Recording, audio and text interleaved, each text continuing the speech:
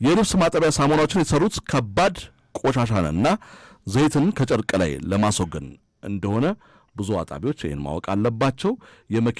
መኪናቸውን የሚያሳጥቡ ደግሞ ባለቤቶች ከዚህ ነገር መንቆጠብ አለባቸው። ቤታቸው ውስጥ በኦሞ የሚያጥበው አሉ ሙራድ ቤታቸው ውስጥ። ስለዚህ ከዚህ ጋር ተያይዞ ያንተንም ሐሳብ እየሰጠን ጉዳቱን ጨምር ትነግረናለህ።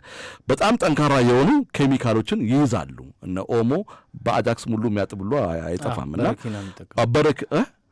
ጭራሽ ሙራድ በረኪና የሚጠቀም ሰው አለ። ተጠቅሞን የተበላሸ መኪና ይቻሉ በልሽ በኋላ ላይ ታነሳዋለህ። ምክንያቱም ከባድ ነገር ነው። ስለዚህ እነዚህ ኬሚካሎች የመኪናን ቀለም ከፀሐይና ከውሃ እና ከአቧራ የሚከላከለውን ቀጭን የሰም ዋክስ አለ እዛ መኪና ላይ።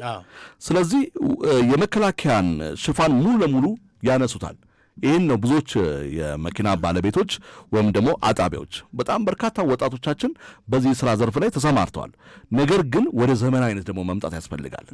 አንድም ገበያ ላይም ደግሞ ባለማግኘትም ሊሆን ይችላል። የዚህ የካርዋሽ ያሉትን ነገሮች ባለማግኘታቸው ሊሆን ይችላል እና ይህን የመከላከያ ሊያስወግድ ይችላል።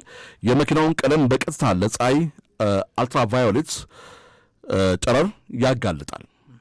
መኪናውን በጊዜ ሂደትም ቀለሙ ፌድ ያደርጋል። ስለዚህ አንጸባራቂነቱን እንዲያጣም ያደርገዋል።